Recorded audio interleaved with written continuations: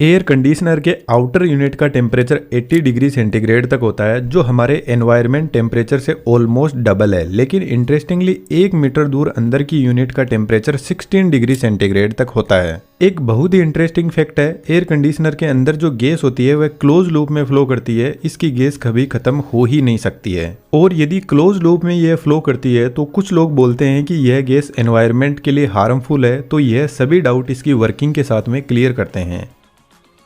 Air conditioner की कोई ज़्यादा कॉम्प्लेक्स इंजीनियरिंग नहीं होती है, स्टार्टिंग होती है कंप्रेसर से। एयर कंडीशनर का हार्ट यही डिवाइस होता है, और इस कंप्रेसर के अंदर आज के मॉडर्न टाइम के अकॉर्डिंग एक एनवायरनमेंट फ्रेंडली गैस भरी जाती है, जिसको R32 बोलते हैं। इस गैस को रेफ्रिजरेंट भी बोल सकते हैं। जब कंप्रेसर इस गैस को कंप्रेस करेगा तो इसका प्रेशर बढ़ने लगेगा, जिसकी वजह से टेम्परेचर भी बढ़ने लग जाएगा, और जब गैस कंप्रेसर से बाहर निकलेगी तो इसका टेम्परेचर होगा 80 डिग्री सेंटीग्रेड। अब इस हाई टेम्परेचर को हमें थोड़ा ठंडा करने की जरूरत है, तो रेफ्रिजरेंट पहुंचता है कंडेंसर कोयल के पास में।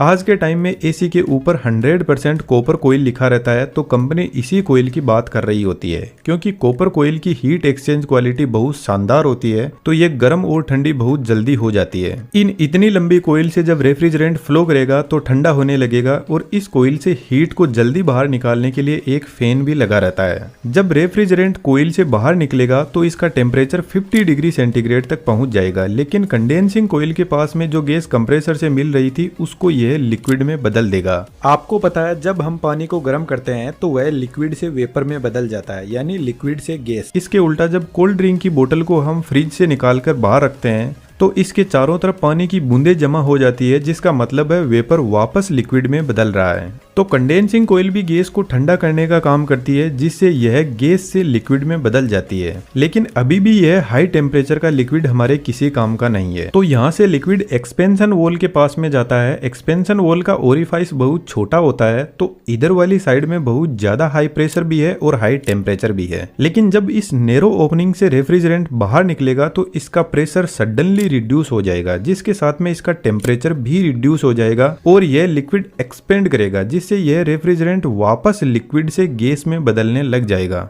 लेकिन यहाँ पर लिक्विड 100% गैस में नहीं बदल पाता है। यह वॉल ठीक एक वाटर स्प्रे की तरह काम करता है। वाटर स्प्रे भी बेसिकली वाटर को वेपर में बदल देता है, और यह काफी ठंडे भी होते हैं। गर्मियों में छत पे रखी टंकी का पानी बहुत ज्यादा गर्म हो जाता है, तो उसको ठंडा करने के लिए शावर से आपको पानी का टब भरना होगा, और आप देखना पानी का टेम्परेचर काफी रिड्यूस हो जाएगा। अब यह एकदम ठंडा रेफ्रिजरेंट जाता है हमारे रूम में लगी हुई इवेपोरेटर कोयल के पास में। यह कोयल भी कॉपर की ही बनी होती है, जो हीट एक्सचेंज का काम करती है।